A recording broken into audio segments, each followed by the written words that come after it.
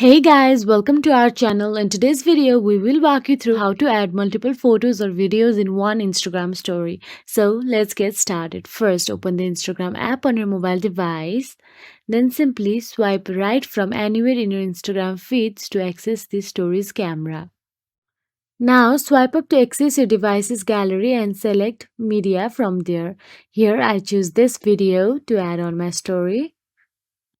After you chose your video, you can simply adjust it with your finger. After you adjust it, click on the sticker icon available on top. Inside the sticker icon, tap on the photos option. Then tap any photos you want to post with the video. And here I'm adjusting the photo with my fingers as well. Now repeat the process and add as much photos you want to.